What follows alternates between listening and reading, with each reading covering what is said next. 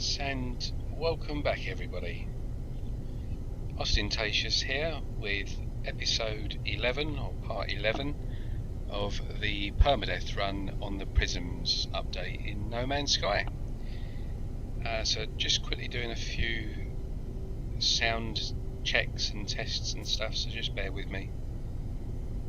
This is a live stream after all.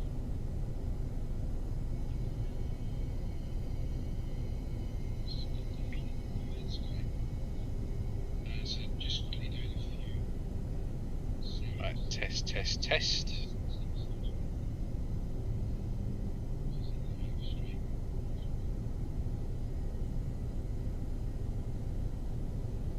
Right, that seems fine. Right.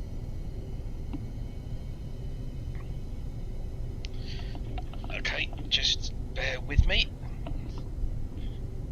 All seems good so far.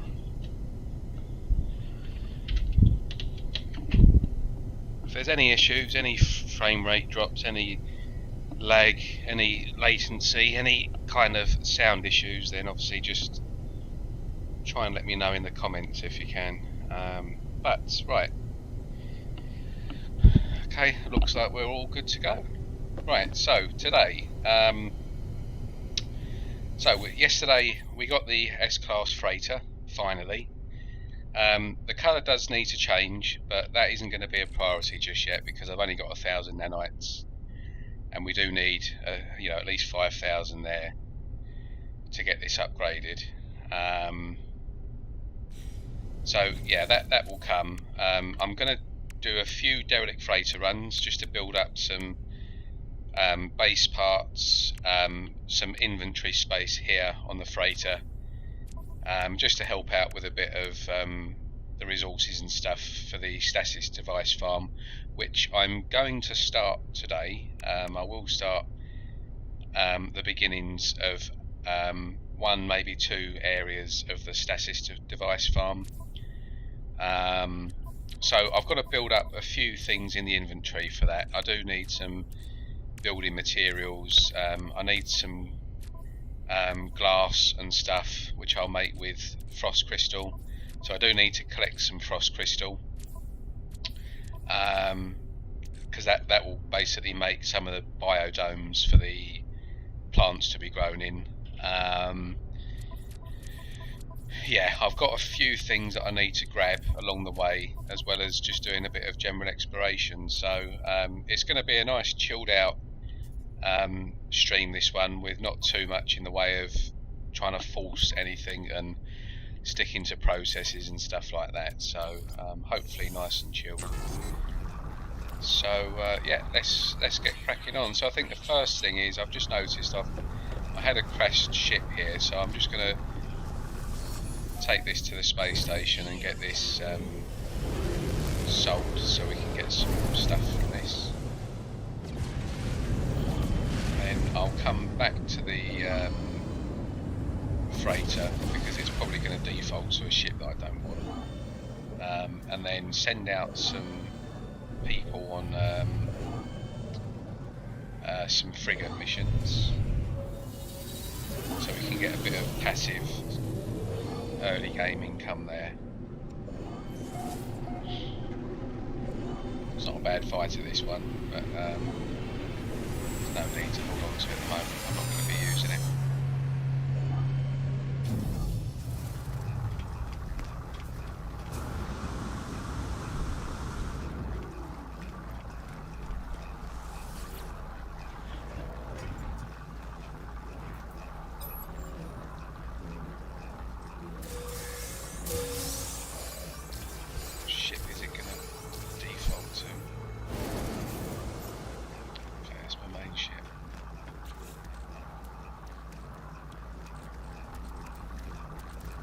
So I'm going to pick up derelict freighter thing here while it's cheap, and then I'm going to get one from the anomaly as well. What class is this? Let's see.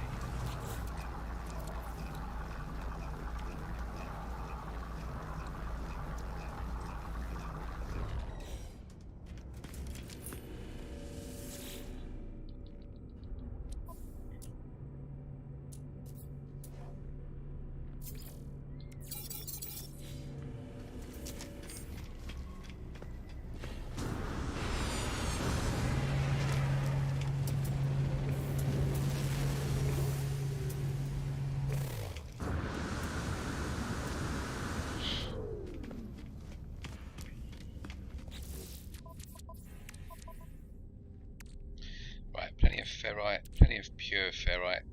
Could do with some more chromatic metal, so let's see what. And what about solar stuff? 9 quantums, 11. Right, so we'll grab some more of that. Get 20 of these. These are always just good to have for when you jump galaxies and stuff. Actually, we'll get a few of them. Get a few of these.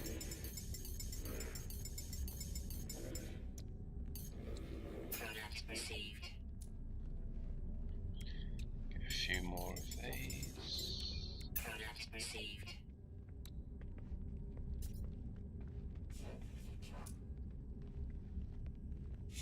We like on tritium, and well, definitely need tritium. We need both. So we'll stock up on some uranium. We'll stock up on some tritium. Dirt cheap. What we like for life support stuff, 70, 80, that'll be fine.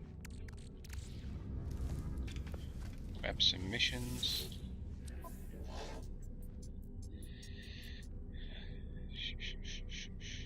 Yeah, grab that one. Afternoon crash test, welcome to the chat. Just a nice chilled run today for anyone else that's joined or joining. Nothing too strenuous, just taking it easy, grabbing some resources, doing missions, and making a start on a stasis device farm.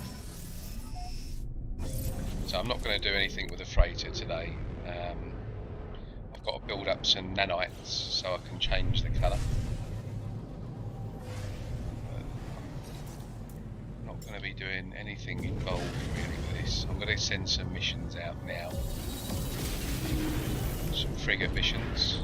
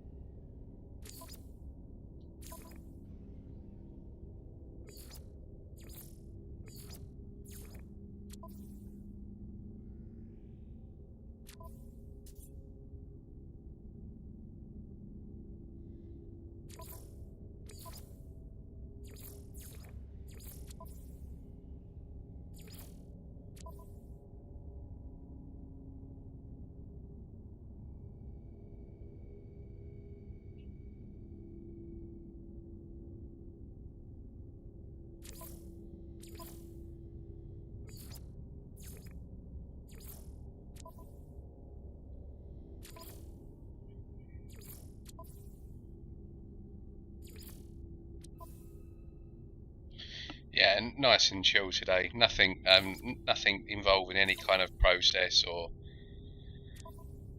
anything like that. Just winging it really all the way through. I'm just sort of trying to build up some resources and stuff like that, so that I can look at the stasis device start.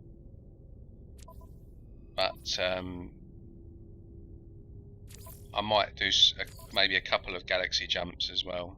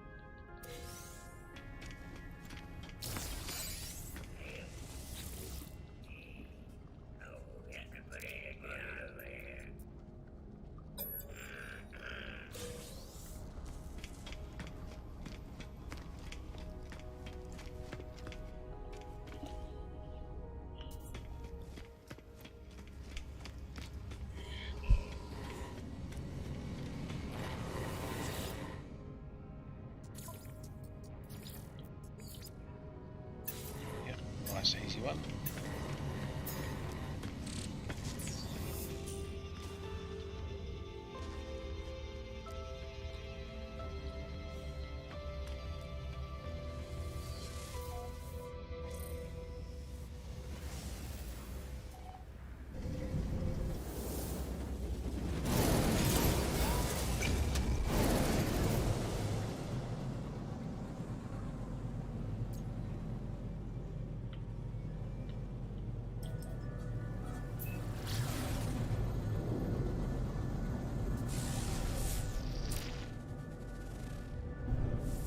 Hostile ships approaching.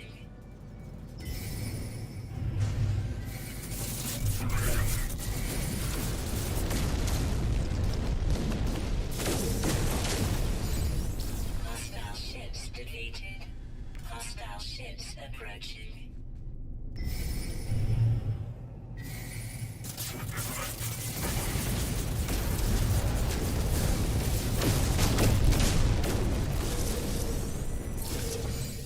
Hostile ships defeated.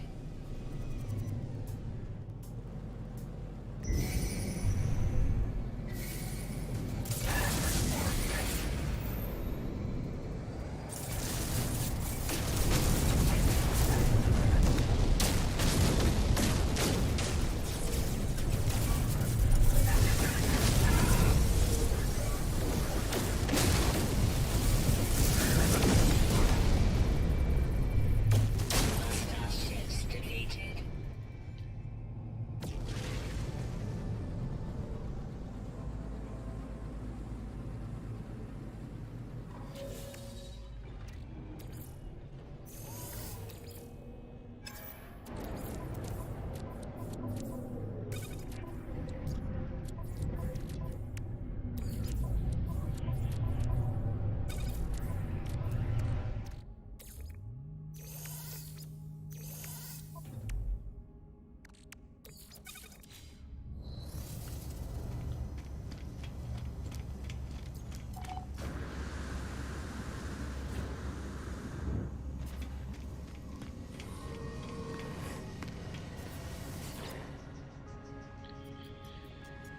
Afternoon, Terry.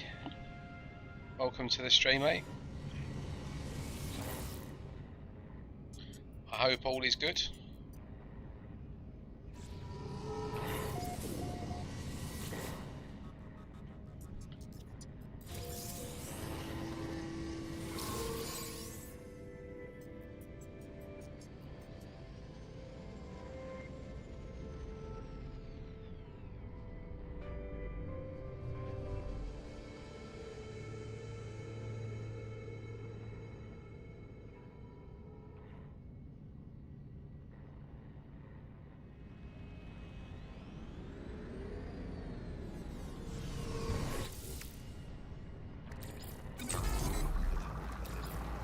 Technology recharge.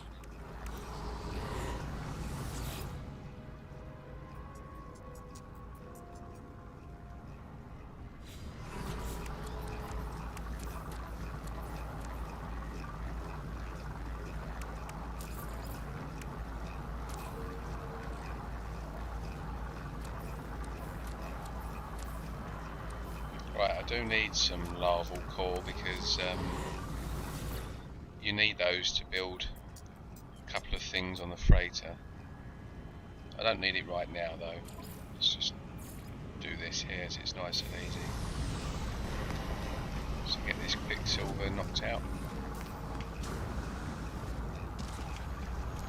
Larval cores are needed to build the aliens which are in the containers. You get those from doing derelict freighter missions.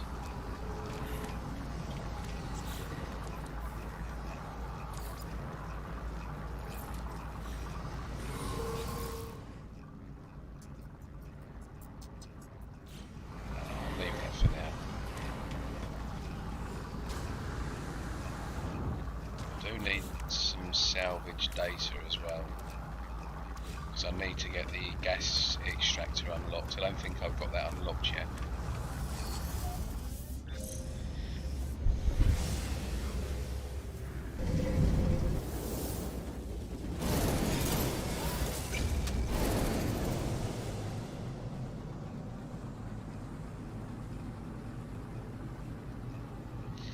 So I think the first thing that I'm going to do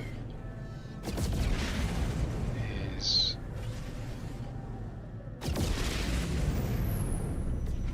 I'm going to do a quick galaxy jump.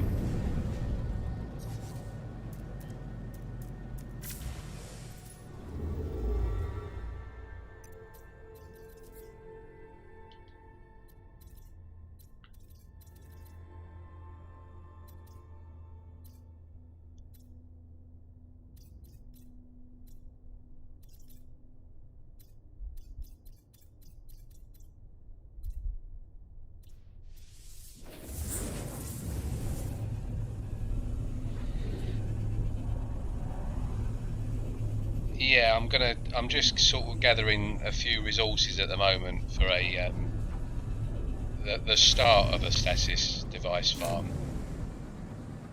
I don't need a lot, but I need a lot of plants. So yeah, I've got to try and get some plants and stuff sorted. Because at the moment I've only got frost crystal.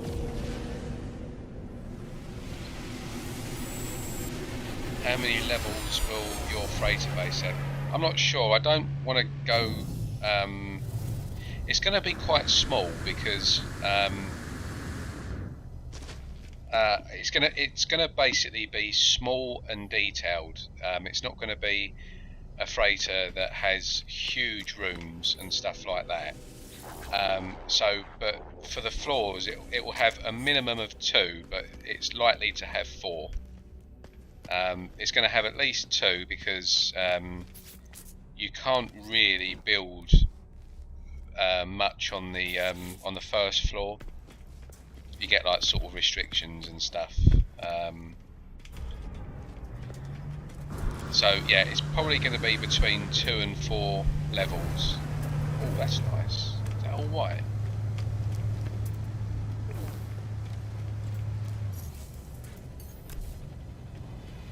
Oh, it's a light grey. Light grey.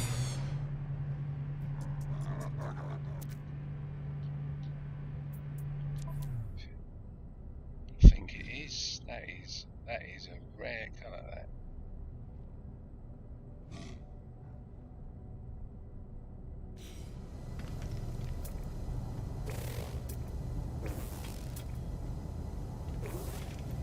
Very nice.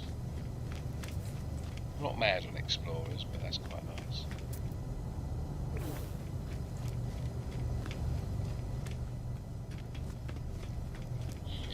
Right, let's see what missions are up here quickly. Then I'm gonna do a galaxy jump because I've got to try and get a couple of those in on every stream now if I want to sort of keep on target for doing all 255. But I want to try and get to Isentam as quickly as I can. Right, so from here, no, I don't need any of that for a stasis device. Let's see what missions he's got.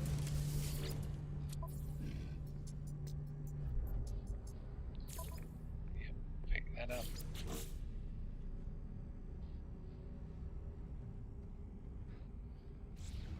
That'll do.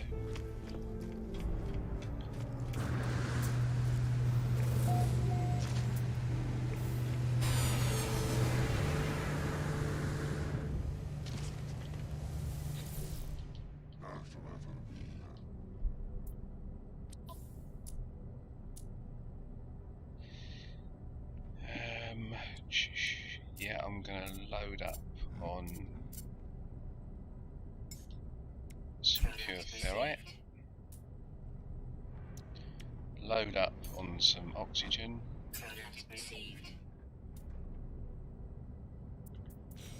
That'll do. Yeah, I'll sell this S-Class. First of all, I'll see what he's got. Yeah, I want a few of these.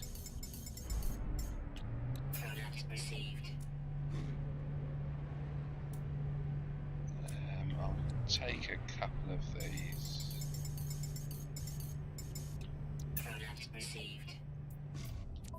I'll buy that.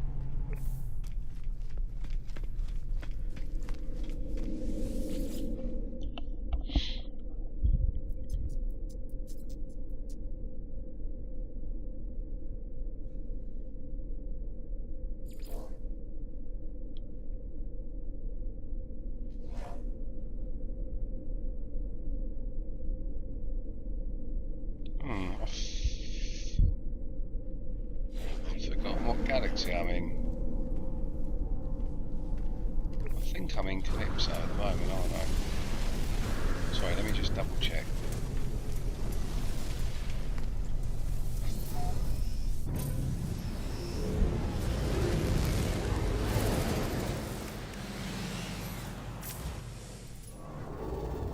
Yeah, I'm in Calypso. Right, so I'm just going to do a quick galaxy jump before I do these derelict freighters.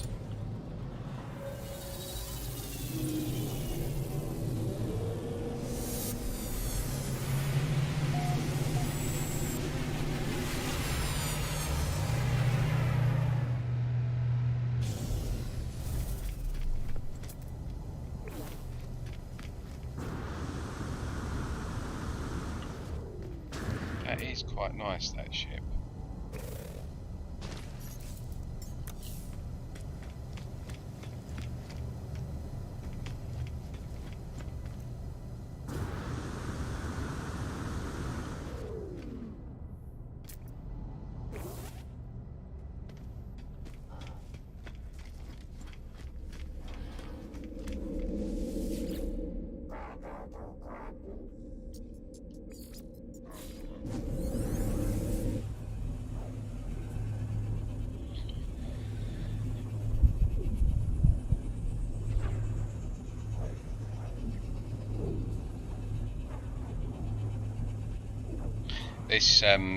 This sort of 3-part stasis device farm is not going to be like a typical Zane build or you know, extravagant people run build or anything like that. It's just going to be very basic and do its job, which is to make me money. I'm not fussed about looks on these farms. Extreme hazard ahead.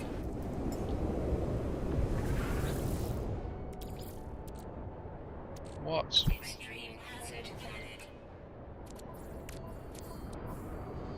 Why is that not pulling resources from?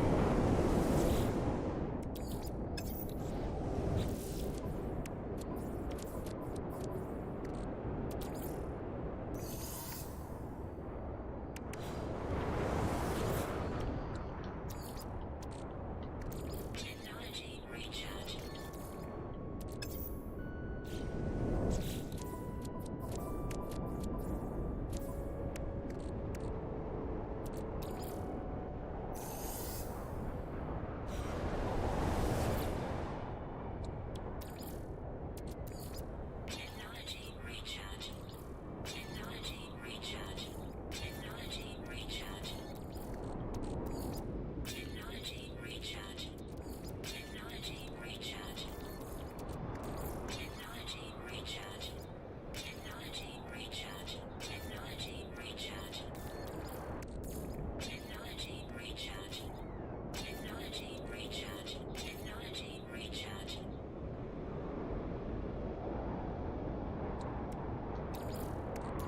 Technology recharge.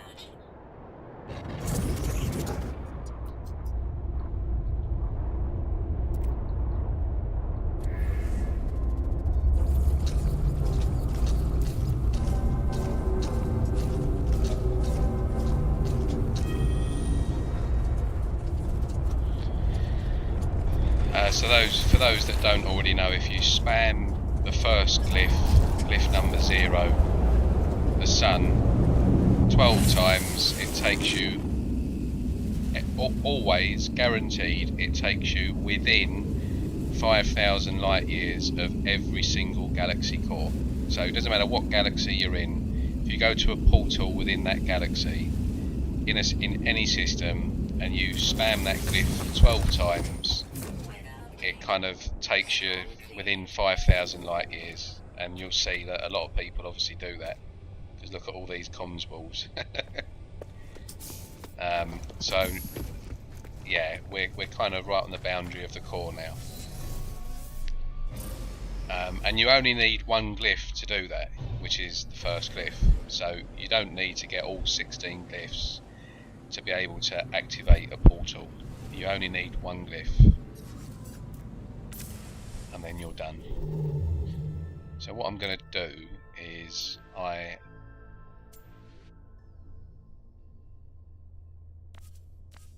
go into the galactic core, just going to follow this to where it tells me to go. In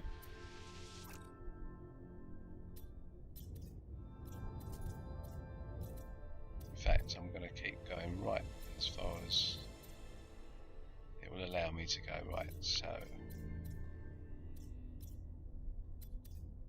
out of jump range.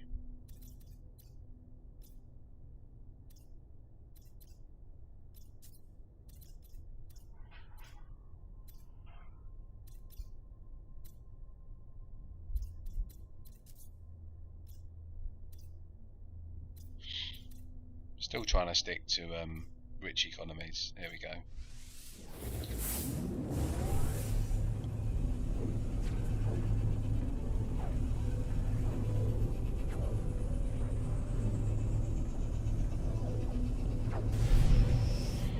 Glitches if you need them. What do you mean by that, Crash Test? I'm lost. Glitches if you need them.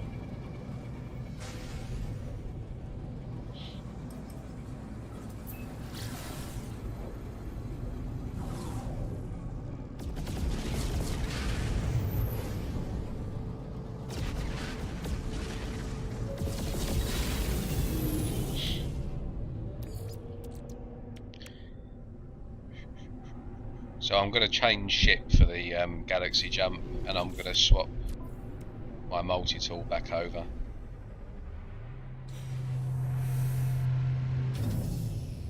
Oh yeah, glitchy. I should have, damn it, I should have picked a couple of them up actually.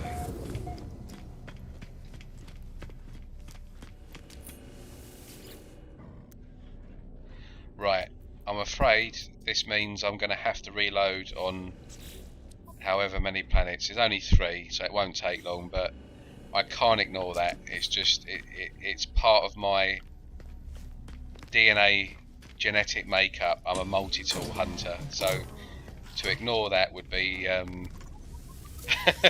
sin. Right, let me just see if they've got any stuff in here that I need for a stasis device. Nope.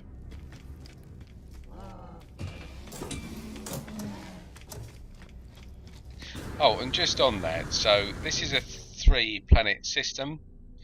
There's 2 planets and a moon. Now, on a recent Whiskey Barrel Gaming video, and he does comment on my videos, he is subscribed to my YouTube channel. But on one of his recent videos about things that 10 things to know, or that you might not have known in No Man's Sky, he explains that if you've got a system with 3 planets, you can still pull that system's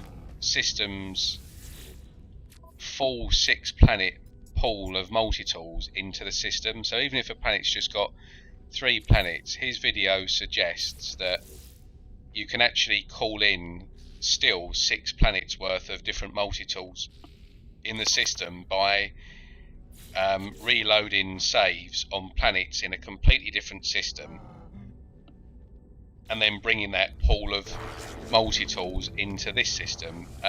I've tried that. I've tested it. I've done extensive testing on a PC on what he says to do in his video, and I can categorically say that that information is incorrect. It does not work. It used to work before one of the recent updates we had, but it definitely doesn't work anymore. He said it works on Xbox, but I can't see how it will work on just one platform and not work on all the other platforms. So I would imagine that I've made a comment about it on his page, just sort of said, look, this doesn't work. So I would imagine that he's going to correct it at some point, but we'll see.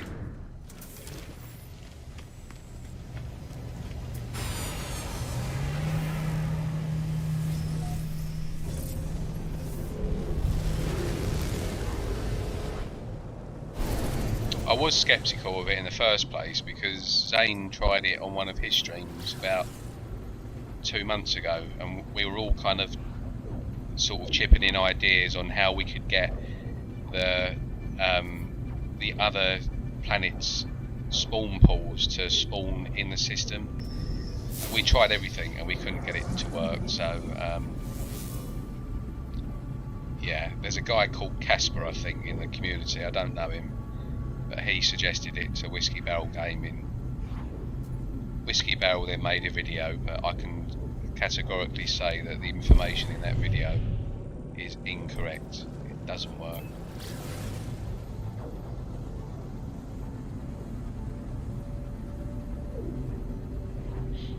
Just got to be careful of stuff like that, because it gives people a bit of hope. They can do things which they actually can't.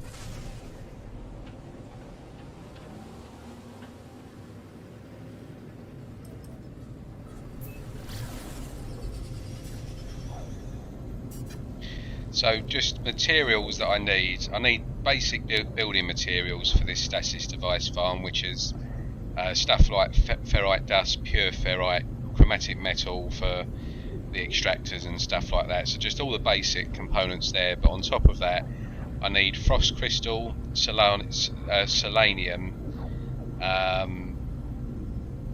the gut rot flower, like the fascium, however you say it, I don't know how you say it. I need dioxite, phosphorus, gamma weed, uranium,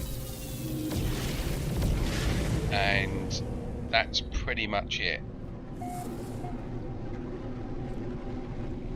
And I need glass for the biodome. So I'm actually going to do I'm going to glitch plants into a biodome. So each biodome, instead of it holding 13 plants, which is basically what they can hold in a vanilla game without doing any glitching, I'm going to probably install anywhere from 200 to 1,000 plants in each biodome, and I'll show you how to do it. Doesn't require any form of glitching, as we know glitching, like wire glitching and stuff like that. It literally just requires the placement of a building part in a certain position, and then you can do what you want in terms of like an infinite amount of plants in one dome that you can collect all with one click. So it just makes farming a heck of a lot easier. As I understand, there are between 2 and 4 different multi-tools for each planet. Is that correct? Yeah, it's sort of correct. There's there's claims that there's between 1 and 5 on each planet and moon. However, in my experience, it's 2 to 5. I've never ever landed in a system and there's just been one multi-tool in its pool on any of the planets or the space station. There's always at least 2, but anywhere up to 5 different multi-tools. And that, so even if a planet doesn't have any minor settlements, which are airless planets, dead planets, and glitch item planets, so there's about 12 or 14 different variety of planets which will never ever have minor settlements, including some infested planets, which are those planets which have the sort of living ship type of flora, the stuff that looks like sort of a bit alien. Sometimes they have minor settlements with cabinets, but most of the time they don't. It will be a minor settlement with no cabinet. But just because they don't have minor settlements doesn't mean that you can't spawn an exotic tool from that planet or moon, they all still have their own multi-tool pool, but all it means is that you have to just fly down to that particular planet, like an airless planet, reload on that planet or moon, so it spawns their tools into the system, and then you just conduct your search on a different planet that has minor settlements. As soon as you reload your save on any planet, that planet's entire multi-tool pool, it spawns into every single multi-tool cabinet in every planet in the system. So one reload on a planet essentially spawns that entire multi-tool pool into the complete system-wide pool. So on every planet and in the space station, all of that particular planet's tools will be in all those different cabinets. So all their C-class tools will appear in all the C-class cabinets, all the B-class in all the P-class, and so on and so on.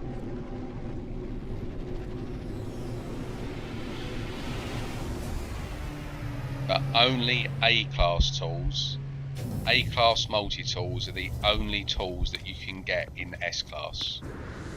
So if you see a experimental or an alien tool that you really like the look of, there we go, S-class experimental. It's red as well. So I'll buy that just to add to the collection. So yeah, as soon as do I have enough money for this actually? Yeah, 84 million. So I won't exchange that. I'll just buy it outright. It's another nice one to add. In fact, what I'm going to quickly do is I'm just going to reload my save here. I don't want to pick it up just yet because I've just got to take a couple of pictures. So, is the tool going to be... yeah.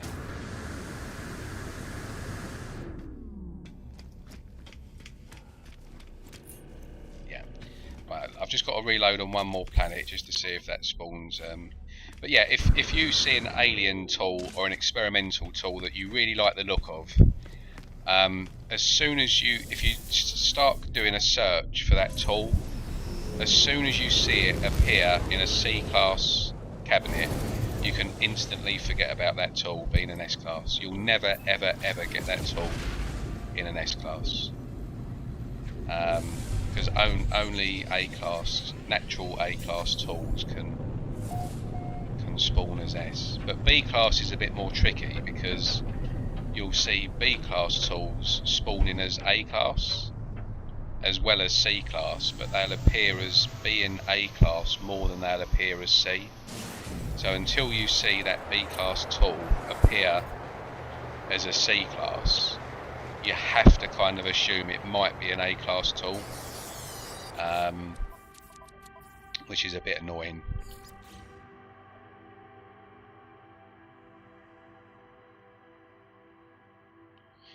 Yeah, so all the tools. So Crash Test has asked. So are the 1 to 5 multi tools in a pool fixed to a specific class? So one is C, one is B.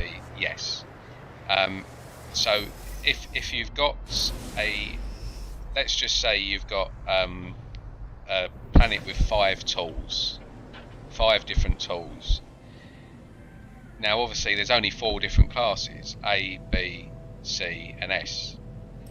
So sometimes there will be more than one tool in that pool that's a B class. You might get 2 B class tools. You might also get 2 A class tools. Now when you get 2 A class tools, it makes it a bit more frustrating because the system will decide what tool of those 2 A class tools is the priority. So only one of those A-class tools, the system will decide, I don't know how it decides, but the system will decide which one of those 2 A-class tools will be available in an S. Not both of them won't be available, only one will. So every tool will have its own natural class, but I'm just going to very briefly explain this. For a class to be a natural class, what that means is that that particular tool, let's just say that tool is a natural B class. Out of every 10 settlements that you see that class of tool or that variety of tool spawn into, if it's a natural class, probably 7 times out of that 10, that tool will appear as a B class. Now, 1 time it might appear as a C class, and 2 times out of the 10 it might appear as an A class. Every single tool, every class of tool, can only spawn either 1 class above or below its natural class. So a B class, a natural B class tool, can spawn in an A class cabinet, but it can also spawn in a C class cabinet. A natural A class multi-tool can spawn in an S class cabinet, 1 above, but it can also spawn in a B class cabinet, 1 below.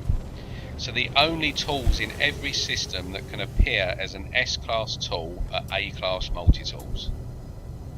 So if you've got a natural B-class, you can forget about it. If you've got a natural C-class, you can forget about that as well.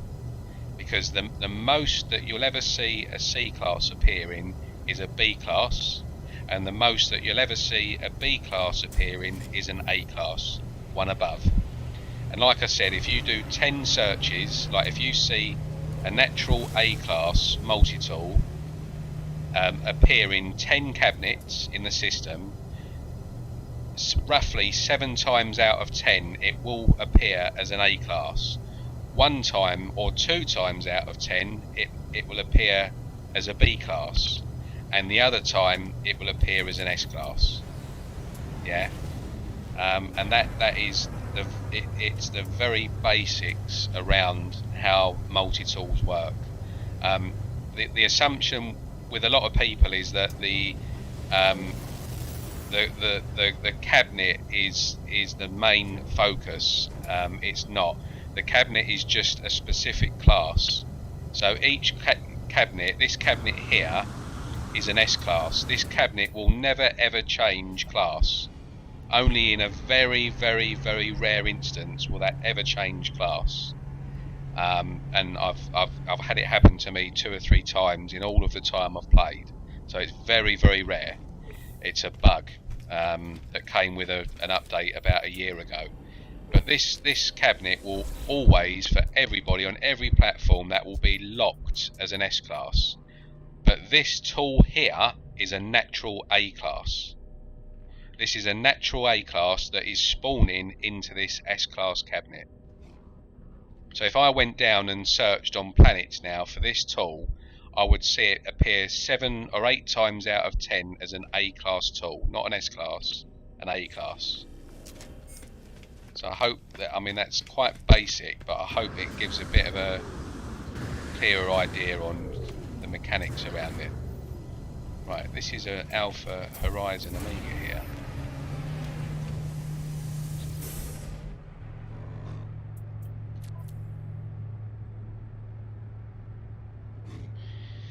Right, this is actually a good system. That's a really good combo there. Green and grey. With a white trim. Right, so I'm just going to take a picture of these glyphs. So the glyphs that you see at the bottom left of the screen now, they will take you to the portal on planet number 1 in this system. So the space station glyphs will always spawn you at planet 1, and the bird, the first symbol that you can see there on the left is a bird, and that's number 1 in the glyphs sequence as well.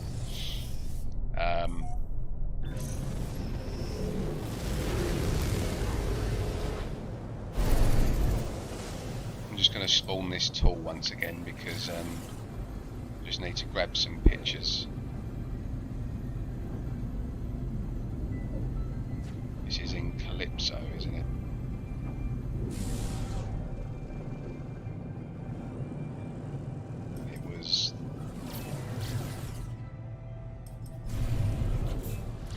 towards the moon edge karma, whatever that is.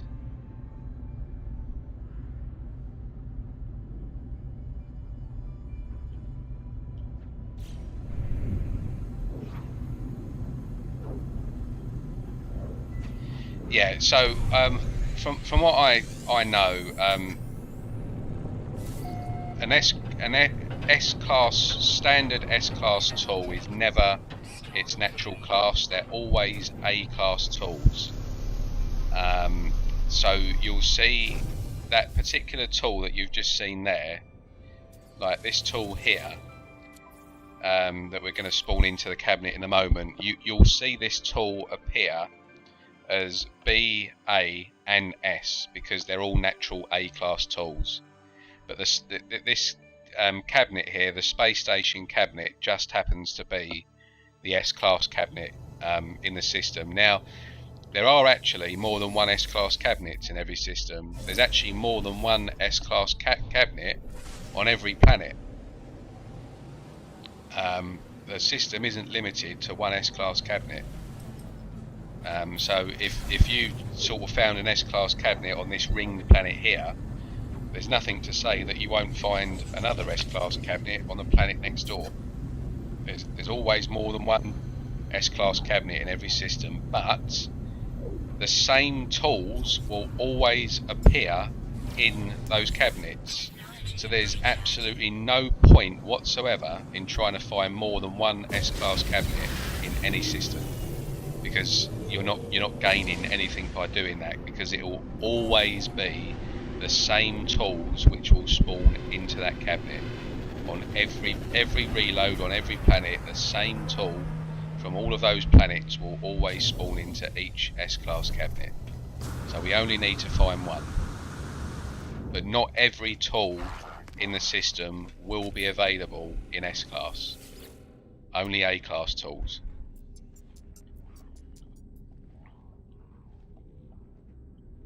That's alright, you can ask as many questions as you want. That's kind of, you know, what I want really is people just to sort of get some understanding of the game and whatnot.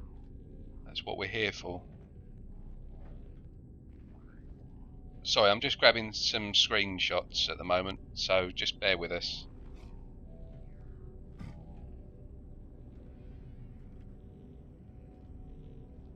This is actually quite nice, this one, because it's a dark red. So this is a dark red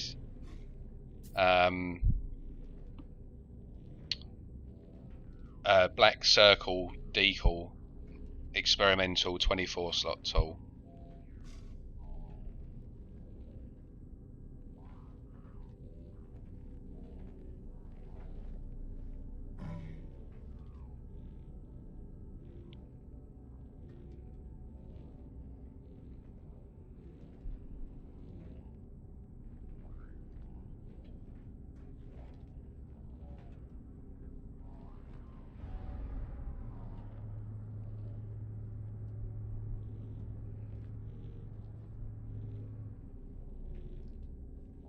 I have a certain style, you see, of the way I post stuff, so I have to stick to it. I can do a video about this another time.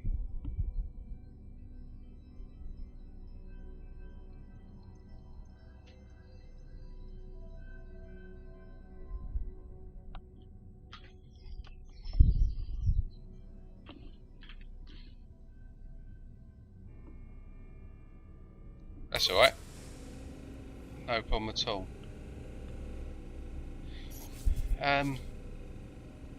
Right, I'm not going to grab that because as soon as I grab that, basically the tool will disappear and it won't become available again for up to 2 weeks of real time. As soon as you grab any tool from its cabinet and you buy any tool, any class, it doesn't matter, as soon as you buy that, it will disappear, and that will actually affect every tool from every planet that would normally spawn into that cabinet. So if it's an S-Class cabinet and you buy that tool, all of the S-Class tools that you could have potentially have bought in the system, they will all disappear for up to 2 weeks. There is a workaround for that, where if you jump, I think it's 14 times or something ridiculous like that, if you walk to 14 different systems, and I don't know why it's 14, but apparently it works. I haven't tried it myself, but if you do 14 different system walks to 14 different systems, and then you come back to the location, apparently it will be respawned, which is a lot quicker than waiting for up to 2 weeks. So because I've still got to do a video for that tool, just on like how to get it for people, I'm not going to grab it just yet because I'm not waiting around for 2 weeks. So I'm just going to put a base down here on this planet so that I can just walk back to it straight away once I've done the stream, sort of thing.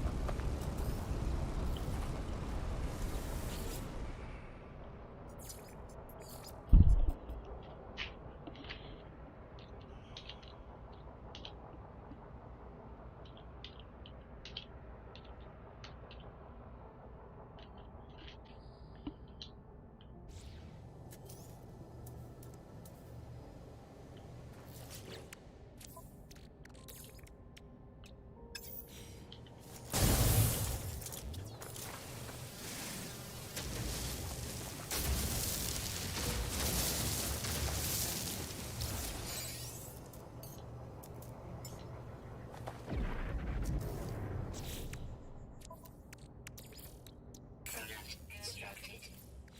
Weather warning. Incoming storm.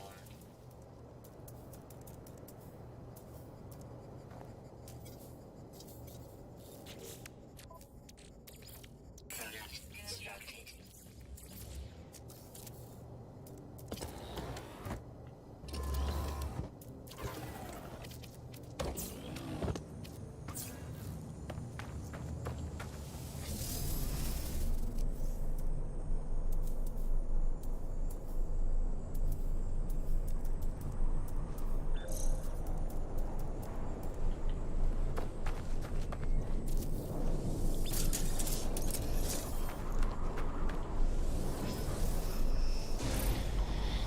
Right, onwards we go.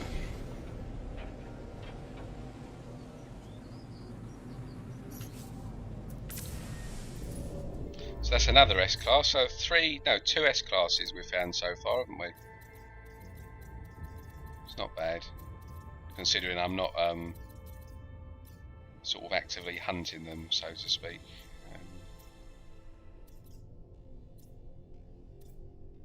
But that is exactly why I can never ever ignore an S-Class cabinet. When it's that easy, and you've already got the S-Class cabinet there, which can take up to 200 to 250 searches on a planet for one of those. If you've already got one in the station, there's no way on this earth I'm going to ignore it. It just can't be done.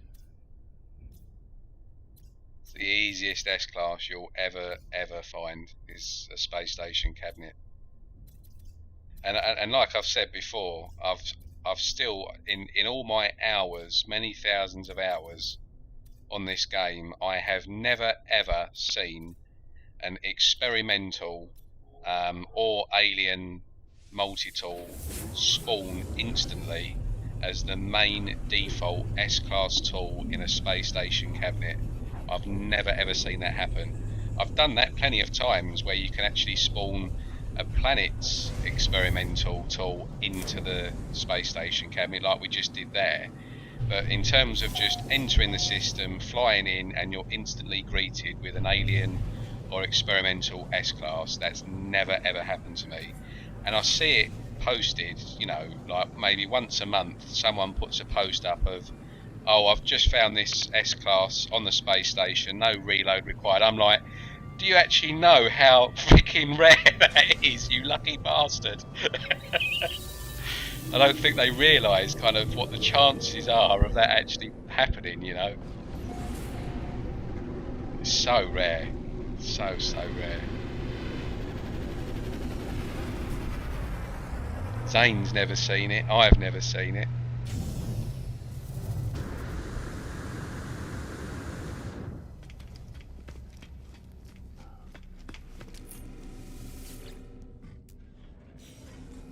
So I would. So just going back to this thing again, and I am going to do a very in-depth, detailed guide on all of this for everybody's benefit. So crash test, you might find that guide particularly useful, but so 9 times out of 10, the space station cabinet's multi-tool is generally, not always, but it's generally the natural class of the tool. That excludes S-class, and sometimes it isn't always the natural class. Sometimes this could actually be a B-class here, but this tool could be a natural A-class, which is just spawning one class below into this B-class cabinet, and that would normally happen if there's 2 natural A-classes in the system. So this is just a guide, but if you see this as an A-class, it is always worth then doing a reload on every single one of the 5 bodies in this system to see what this one, this one, this one, this one, and this one spawn into this cabinet here. Because most of the time, this is a natural A class. This is the natural class of the tool. So taking the assumption that it is the natural A class, we definitely know that multi-tools can spawn one class above and below its natural class. So what we can assume is that whatever tool spawns into this cabinet, it is a natural A class, and therefore it will be obtainable in an S class version. So any tool that you see spawn here is worth looking planet side for an S class cabinet. And until you can kind of exclude this as being not the natural class, this could be a natural B class tool here that's just spawning into an A class cabinet. Until you can exclude that by searching planet side, it's worth doing a search. If you see a tool spawning there that you like, it's definitely worth looking for it in S class. But that's not a rule, that's just a general guide. It's not an actual rule, because it isn't always the case. About 90% of the time, so roughly 8 or 9 out of 10 space station cabinets, it will be the natural class of the tool.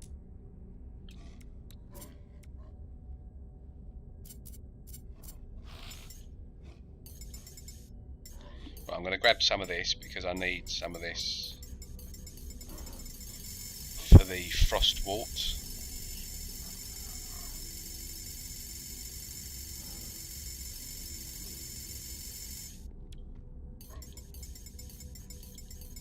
Grab a few thousand of this.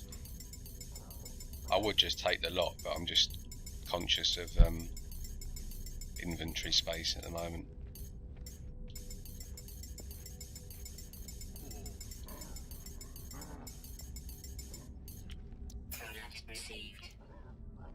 Don't need any of that.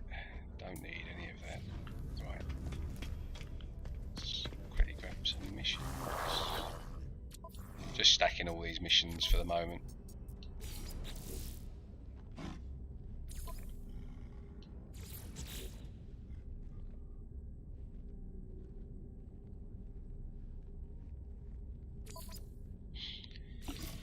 The game gave me an experimental multi-tool for last expedition, just A class. Yes, I look forward to your multi-tool video. Yeah, cool. Yeah, I'll be getting that together. Nothing too like all singing, all dancing in terms of presentation. It'll just be more information and stuff. C class, yeah.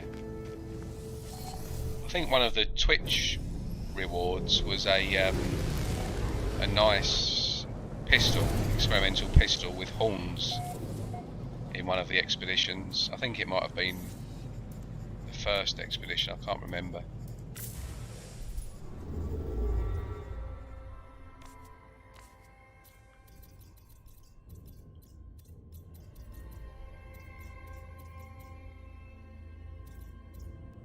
What? Where's it taking me? Right, over here.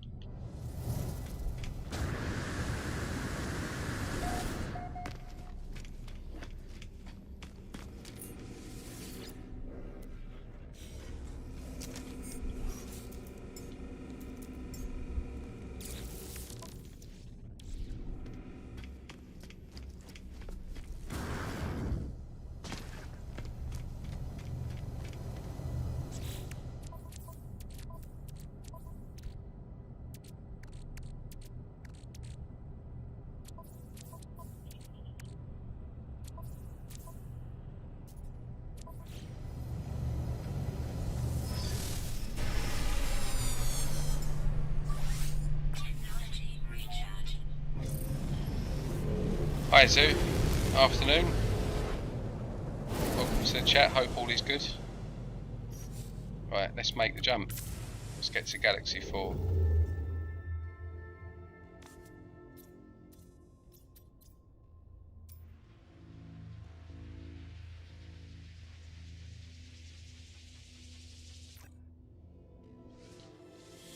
Yeah boy, on our way.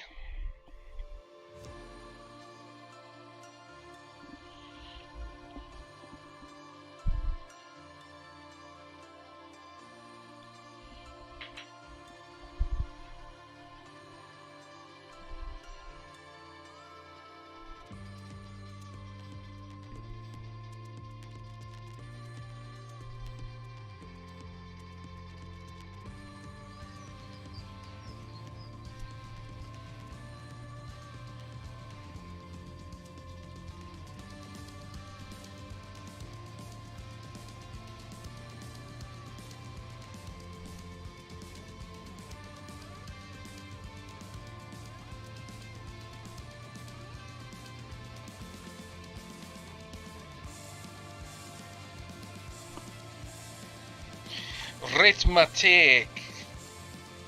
Welcome to the chat.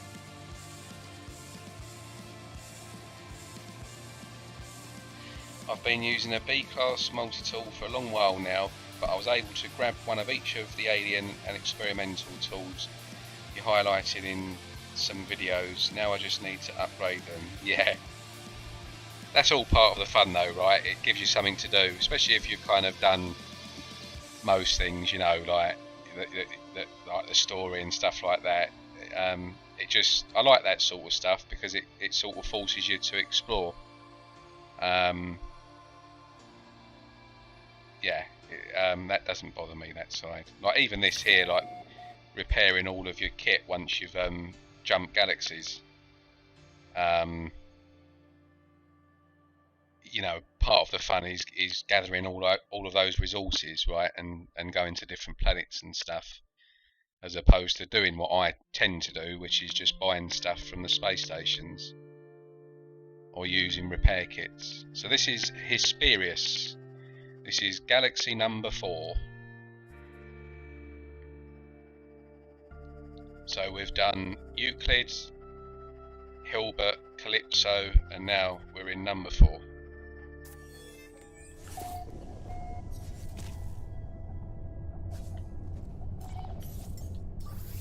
Technology recharging.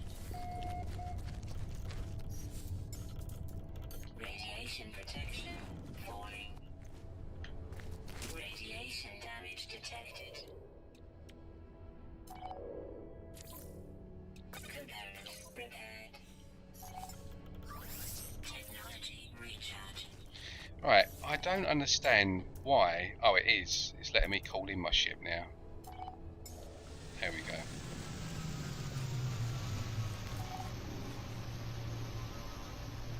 Yeah, you gotta love the music when you change galaxies, Zoo. Only true explorers that jump galaxies get to hear that. Right, so I'll get my multi-tool back.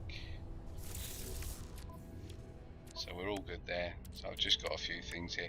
So yeah, when you you can just use a ship that you want to you know, you're not going to bother with, and perhaps I'll do that on the next one. But you can still use your current ship, but you've just got to make sure that in your technology slots, your pulse engine and your launch thruster, this one here and this one there, they have to be in the technology. And then if they're in the technology, they don't get screwed, and you can call your ship into where you are straight away.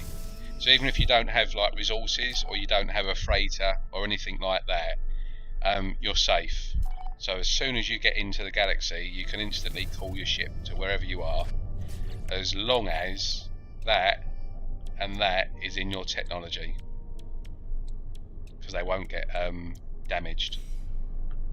So you can, and then you can just kind of use this as a bit of a shelter, work out the plan, and then start building your exosuit back out again.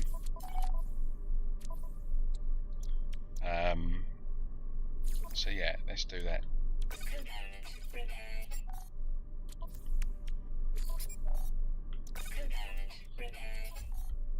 And then we'll fly up and we'll do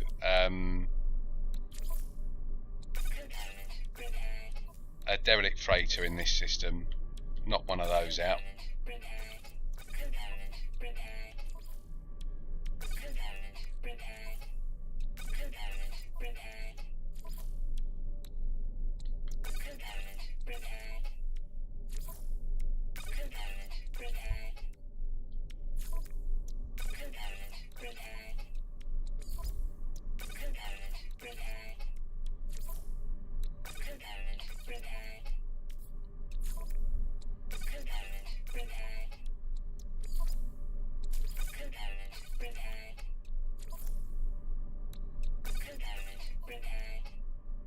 And there we go. It's as easy as that.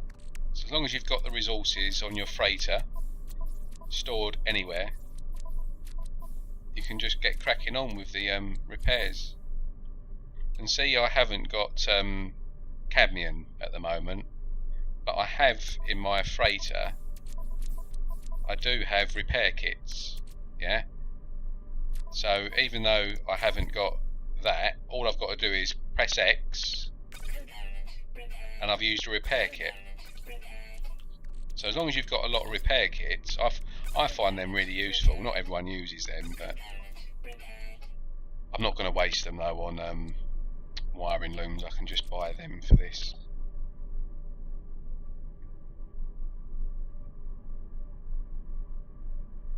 Yeah, I don't normally jump galaxies, so I tend to just stick with Euclid and Isentam. But on this run, my plan is for this run is to do all 255 galaxies. So I'm trying to get at least 2 or 3 galaxy jumps in every stream, while kind of doing the stasis device building and all of that in between. I want to try and get all 255 done with kind of a base computer in each one, within the next month or couple of months, and then you can, I mean, it's just a little personal goal really to get all 255 done in permadeath. It's kind of like the you've done the game then, right? You've fully done the game, you've done everything you can in permadeath, and then on to the next challenge or game, I suppose, after that.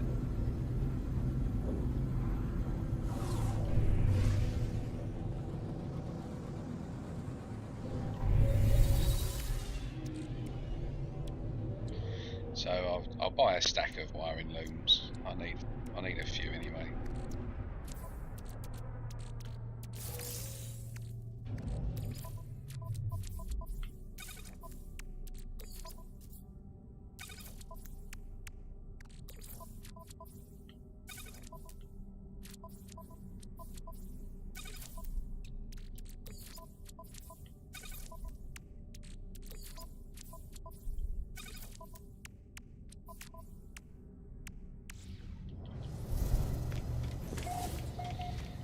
See what this tool is.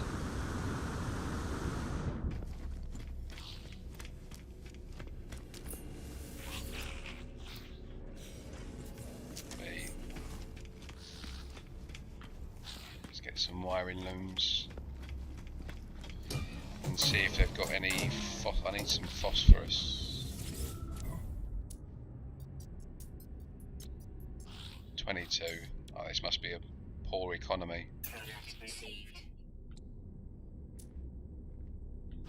I'll take that as well.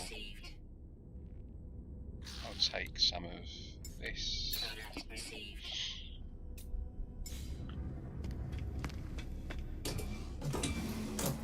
Yeah. Unpromising, yeah, it's a shit economy, this one.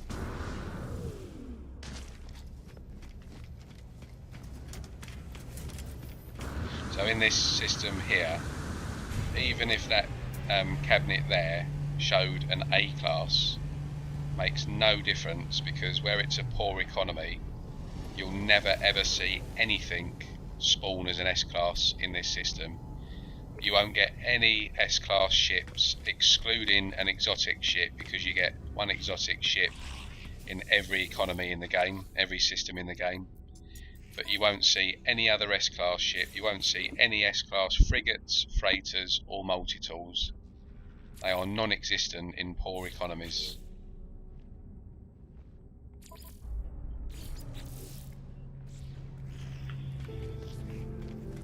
%0 chance you've got.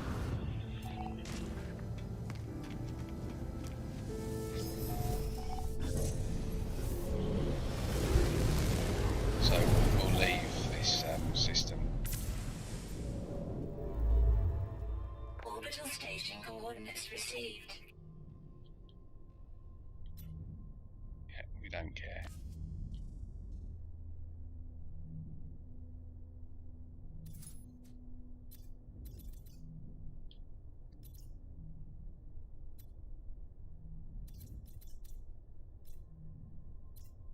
Oh, my hyperdrive's damaged, great.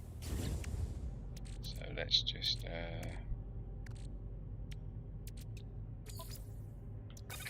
this repaired quickly. Component repaired. Component repaired. Component repaired. Component repaired.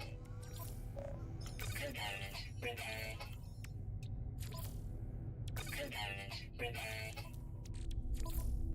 Component repaired. It's got something going on. Component repaired. I think pirates are after me. Component repaired. Get out of it. Shut up. Hostile ships defeated. Right, now let's try again.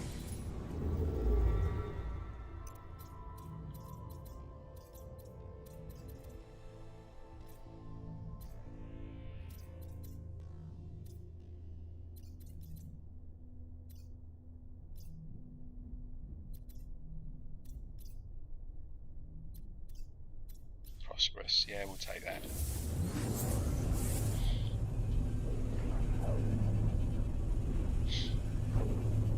So this is going to be a GEC economy. So it will be a hauler dominant ship system. This, so you'll get 7 haulers in GEC economies. 3 fighters, 7 shuttles, 7 haulers, 1 exotic, 3 explorers,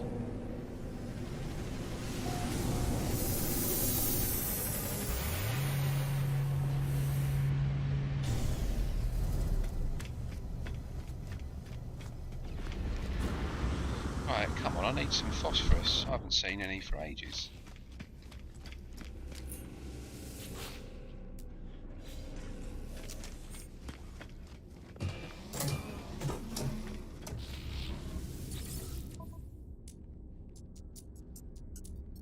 There we go.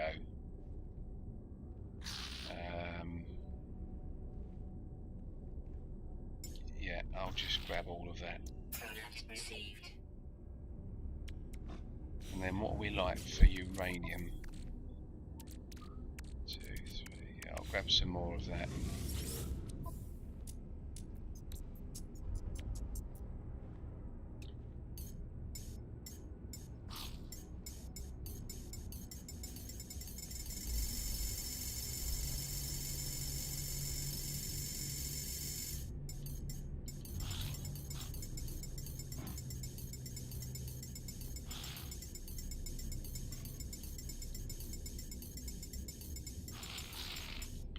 Product received.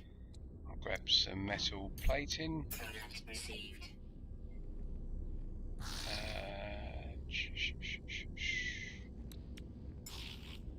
5 million quid's worth of wiring looms.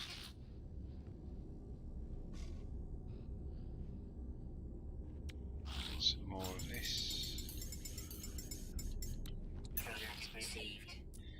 Right, that should do it. So I've got dioxide, uranium, and what do you call it? Phosphorus.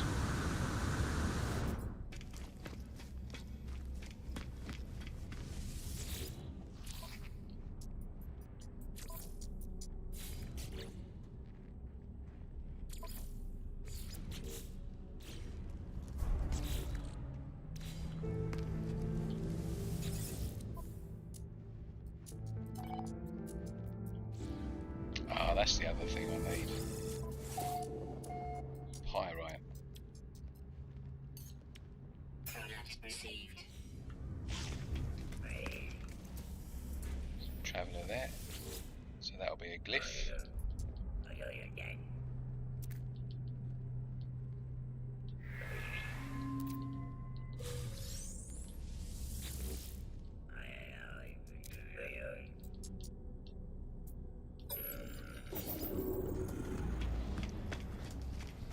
Did I see another one? No. Right, so I'm gonna on this. So how many planets have we got here? Right, so there's enough there. So I'm gonna make a start while we're here in this system on the first stage of the Stasis device.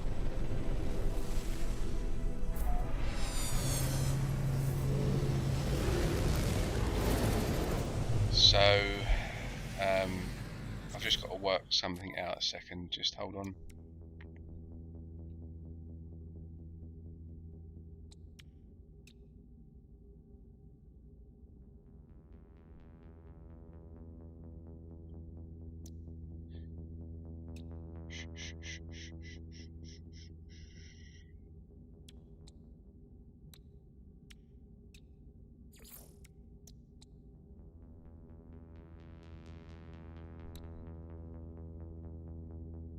Right, I need a lot of carbon if I want to do anything on my freighter.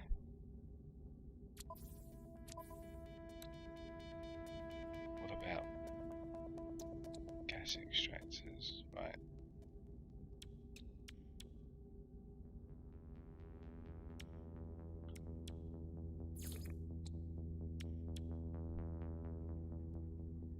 Glass and magferrite.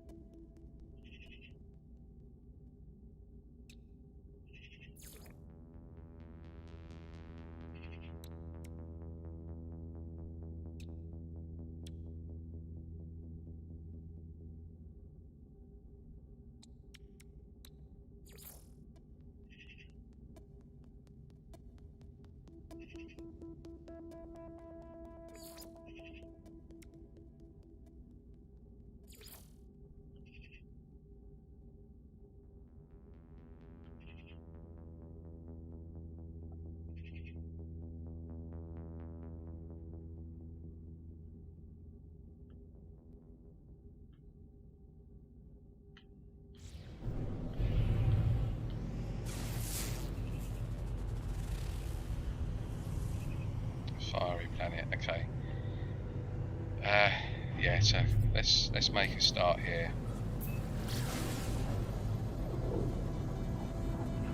So the first thing that I need is I need to get some salvage data, because I'm going to need to find a hotspot for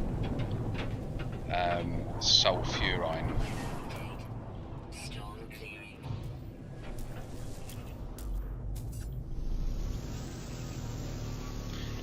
When you're looking for hotspots for the gases, it doesn't make a difference on the class. If you find anything above a C class, it's just a nice little bonus.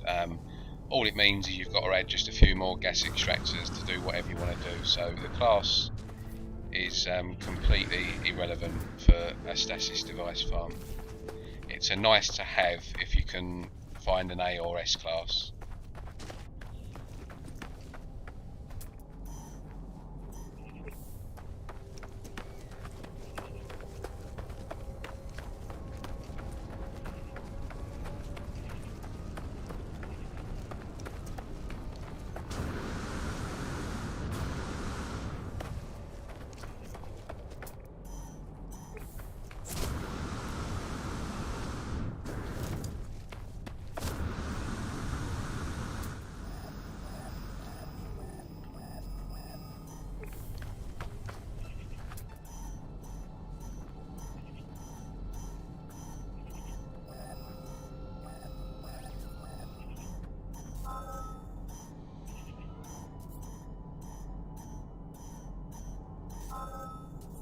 Right, don't need that.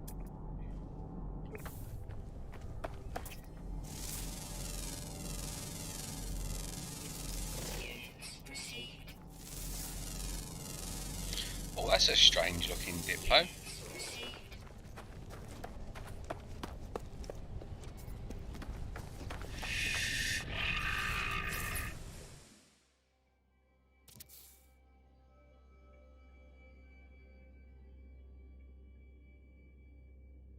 It's got eyes like there. I like that. I'm going to adopt this one. Come here, you sod.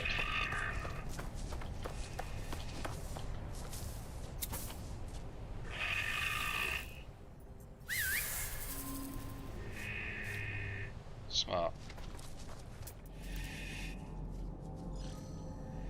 Actually, we don't want that.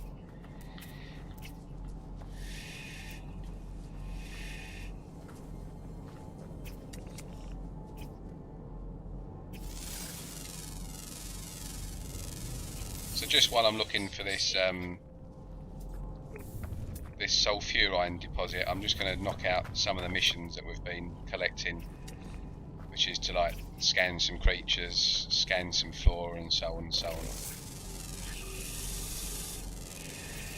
I've got to collect a load of that as well. In the distance there, I've got to get some selenium, however you pronounce it. Yeah, that's the first thing I thought, was he's got a ladder on his neck. It's quite cool though. I reckon that'll look quite good when it's you know, made massive. I mean, I'm not into pets at all really in this game, but it's nice when you see those sort of ones a bit different. I suppose he wants a pat, doesn't he? Come here then, come on. There we go. I'll give you another one. Want some more food? You happy now? Right, now bugger off for a minute.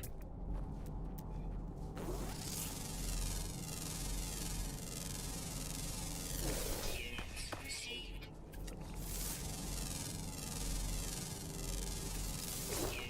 Received.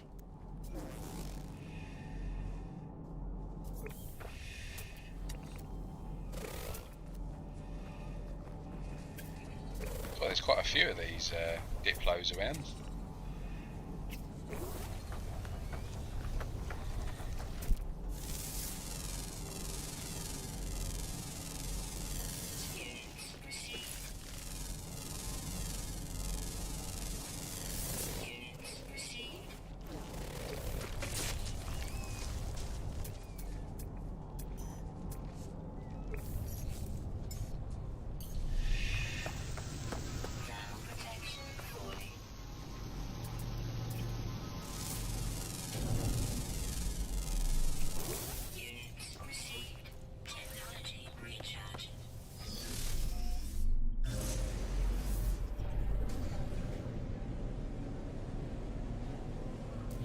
So when I search for hotspots,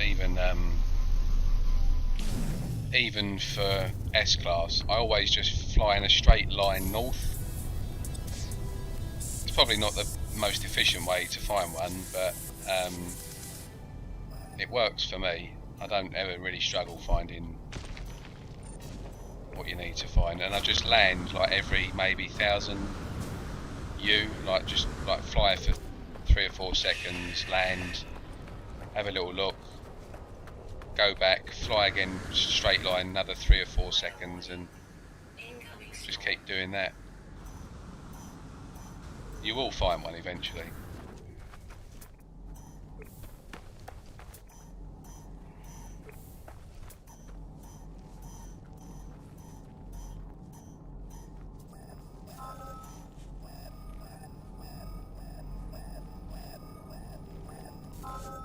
Another oxygen, so we don't need that.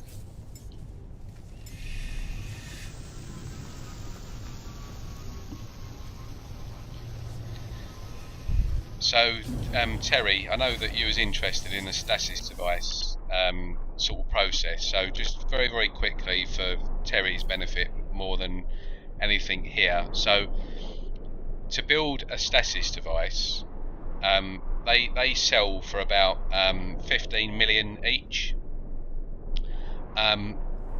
So you'll see here, if I go into this, so both the Stasis device and the fusion igniter, they're the most expensive buildable items in the game. They sell for 15.6 million units a piece. But to build a Stasis device, as you can see there, the required parts, you need a quantum processor, a cryogenic chamber, and iridesite, which is a mineral that you can sort of put together using other minerals.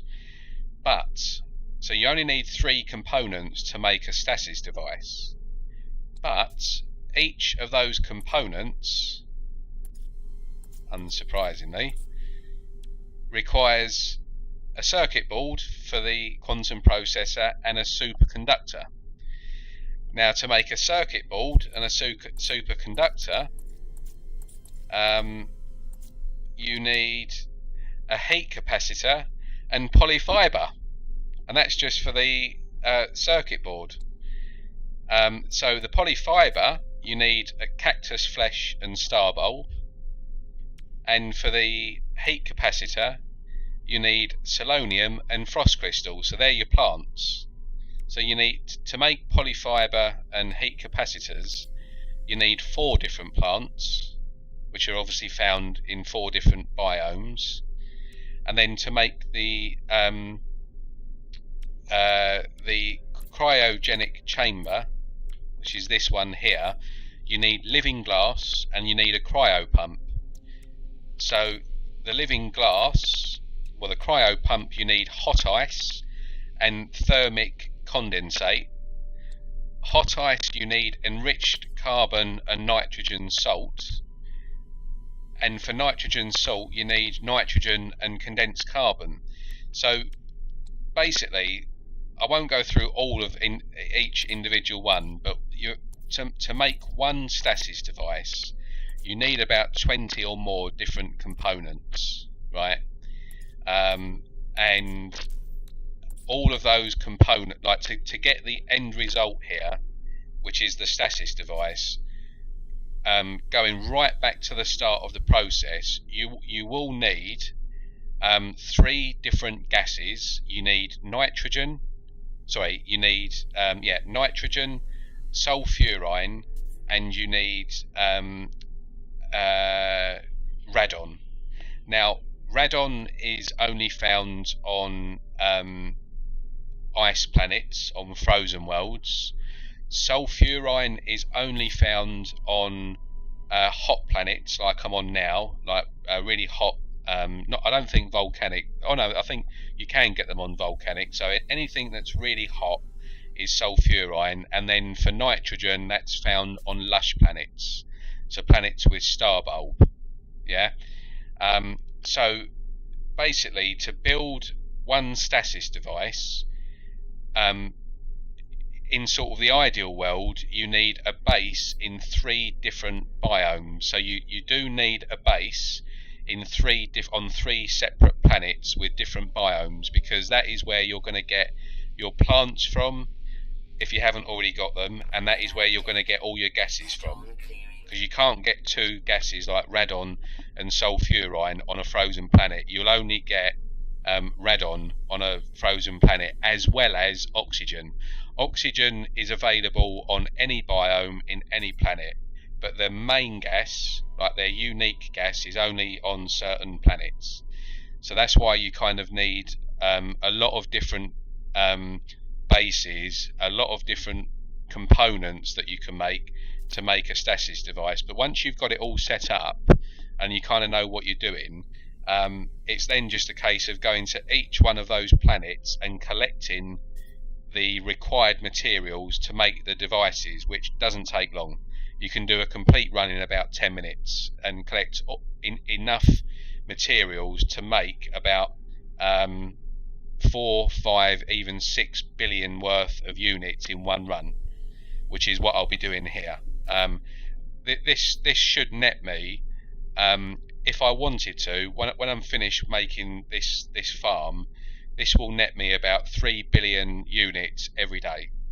So if I wanted to do a 15 to 20 minute run every day, I could make 3 billion units. I'm never going to need that amount, but essentially all this is going to do is the worry for making money is gone now. So in a nutshell, that's kind of the very basic ins and outs of what you need and where you need to find the parts for a stasis device. So this planet here has got selenium, or selonium, however you pronounce it, and it's going to have sulfurine. So at the moment I'm just looking for a sulfurine gas deposit, and then that is where I'll plant the first part of the device.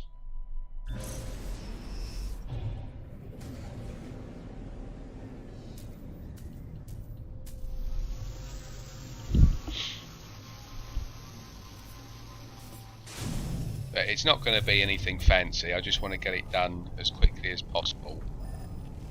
So it's just going to be a case of setting up the gas extraction side of it, and then placing a very basic base down with power and with several biodomes, so that I can make certain components on each base. Like this one, I'll have selenium and frost crystal, so that I can make heat capacitors, as well as collecting sulfurine.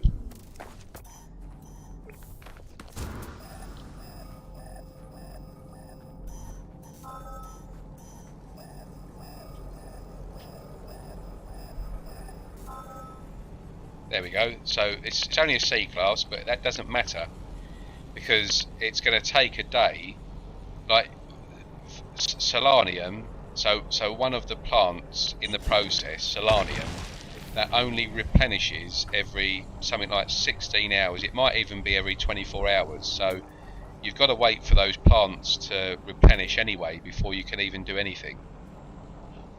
So as long as I can collect, each one of these gas extractors is going to have a deposit of 40,000 sulfurine, 40,000 radon, and 40,000 nitrogen, and that's all you need. You don't need like hundreds of thousands of it. You don't even need that. You can do with less than half of that and still make a billion. But this has just been sort of, yeah, over safe. Right. Now, annoyingly, what I need to do now very quickly is find... I need to find an electromagnetic hotspot. But first I've got to put a save beacon down.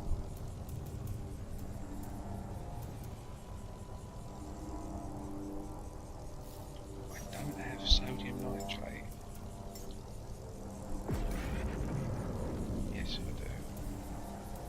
Right, so I'm going to colour this green so I know this is sulfurine.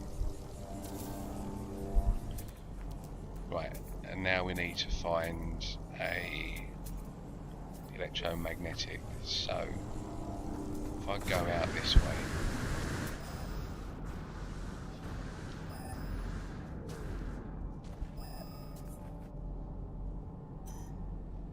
right, so I know for a fact, even though it says here there's no nearby hotspot, if I go in this direction I'm going to find one, because I can tell by the tone.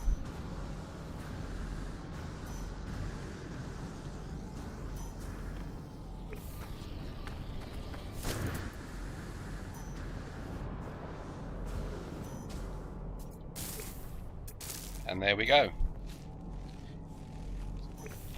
Always works.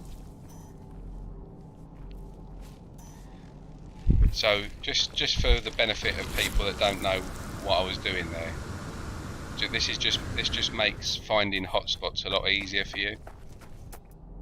So at the moment it's showing that I've got no nearby hotspot. Now if you turn the sound up on whatever device that you're watching this on, if I move over here, it's gonna, there's a tone now coming distinctly from the left hand side of the screen or speaker, or if you're wearing earphones it will be coming from your left ear, and the tone is quite unique. Yeah, if I go this way, it's now coming from the right hand side.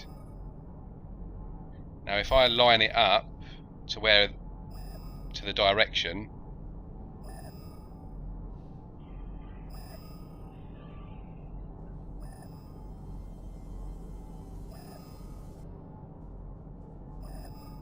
sorry, 1 second. There it is. Can you hear the tone difference? Go back here. You've got that tone, quite a deep tone. And if I go back to here, can you hear the difference? It's a much more tinny, high-pitched tone. So if you can't see a hotspot, just use the tones, and I know for a fact if I start walking towards this tone now, I will find a hotspot, and there it is. So we've got a B class, so that's ideal.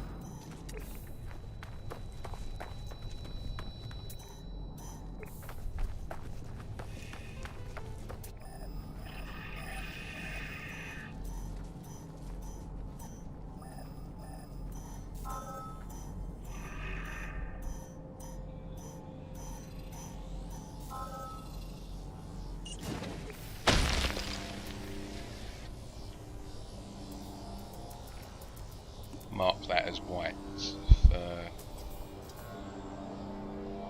the EM, electromagnetic. So that's the green marker. So that is 800 away. So what we're going to do is go halfway between the two.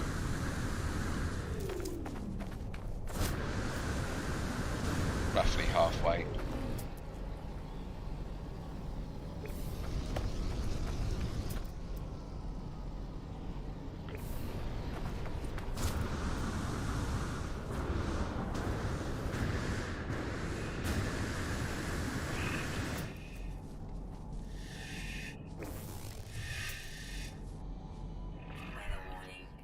Incoming storm.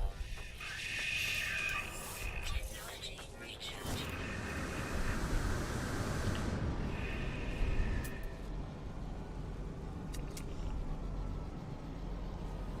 379.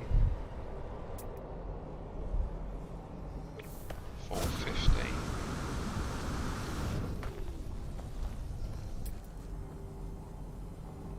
Right, 425.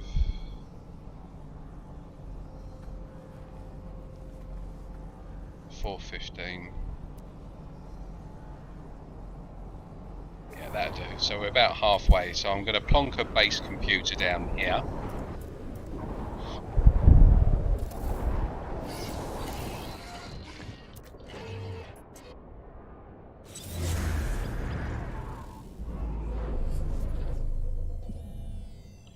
So I'm almost bang halfway between the two of these hotspots, and then I'm going to go to the electro one first. So I'm going to. How much carbon have I got first? Plenty. Right. So I'm going to go to the 300 U limit, the base boundary. Should be about roughly sort of near here. And I'm going to do what I did before when I was building the AI farm. Keep this up, and as soon as that disappears, we know we've just breached the base boundary limit.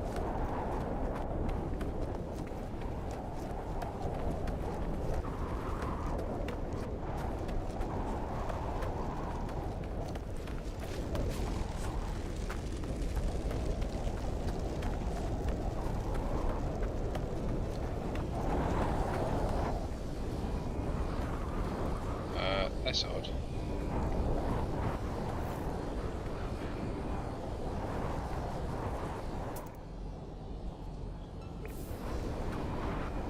But the base computer.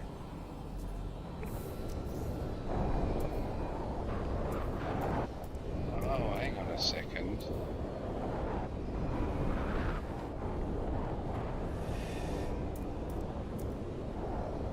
Right. I know why it's just done that. Right, I've just got to change something quickly. Because I need to do this. What it is I've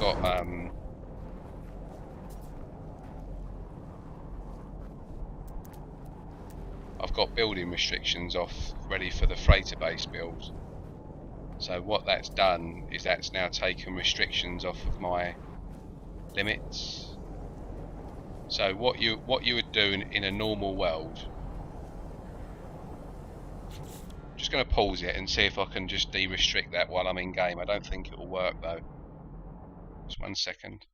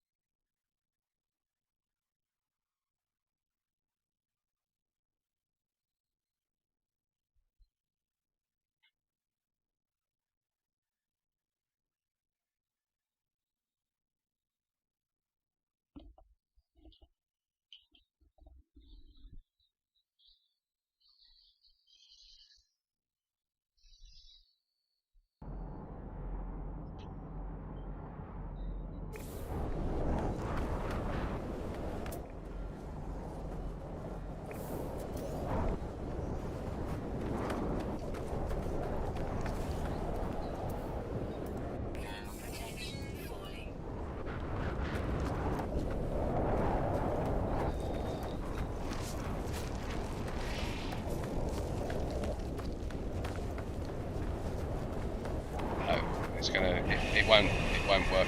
So right, just in a normal, without build restrictions turned off, you will have a 300 U limit. So what I would need to do is I would need to build 312, 4, 3, 2, 1. So I'm 300 U away now. So this would normally disappear at this point. So I need to plonk a load of these down, like every 50 U.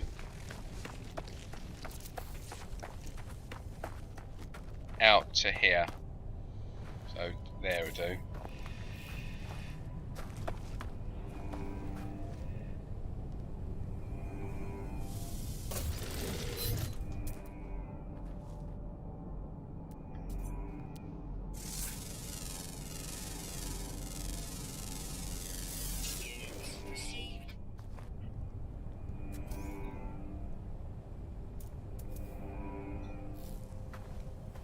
changing that file was just it's just messed my frame rate up there. I'm really low on frames now. Damn it.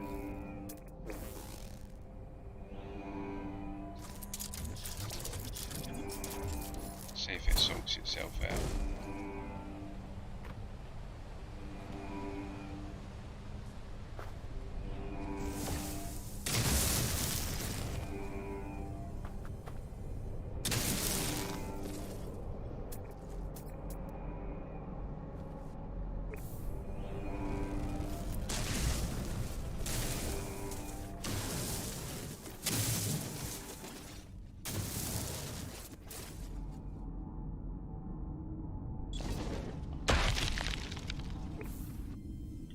So that's just to get the centre of the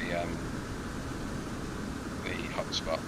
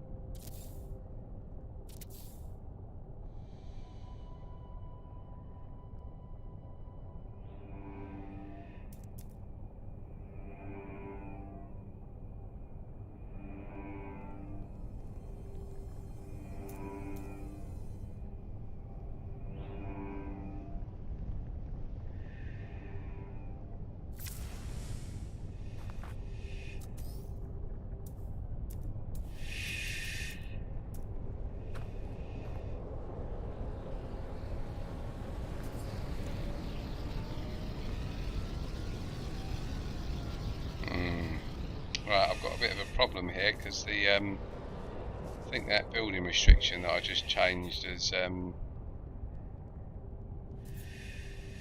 can't connect a cable now, oddly.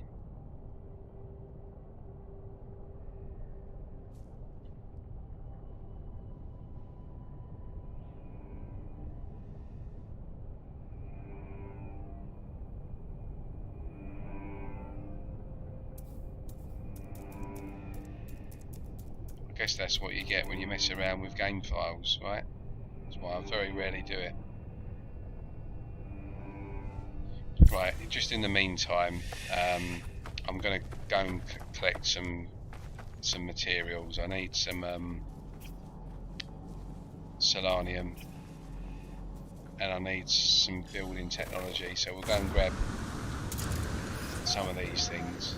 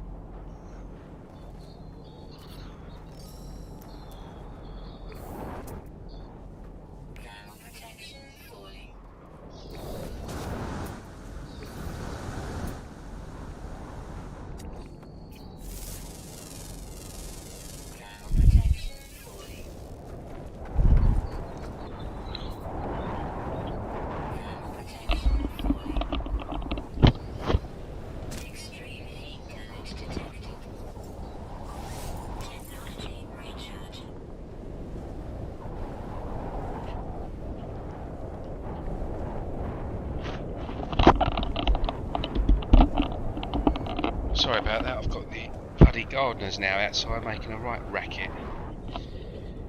Right.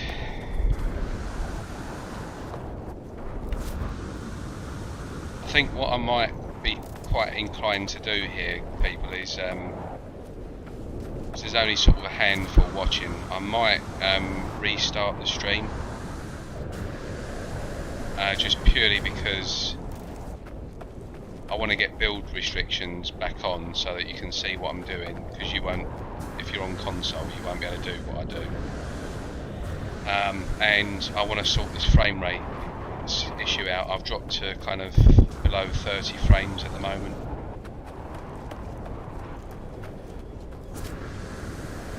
So I'm going to just quickly collect this solar vine here. I'm going to call the ship in, create an autosave, and then I'm going to quickly make myself a drink, a cup of tea. So just give me 5 minutes and I'll be back on, but I'll be streaming until about between 6 and 6:30 this evening, so I've got another couple of hours left yet before I'm finishing, and I might, because Zane's not doing No Man's Sky tonight, he's doing his Zane's arcade stuff, isn't he? So I think he'll be on Valheim. So if he's not doing, if he isn't doing No Man's Sky, then I might actually come off at 6 or 6:30, have my dinner, and then I might come back on and stream all the way through until about midnight tonight. I fancy having a bit of a session on this today and getting this knocked out, most of this Stasis farm. I'm in a bit of a No Man's Sky mood today. So I think I'm going to do a long session later on tonight as well. Like an 8-hour sesh today.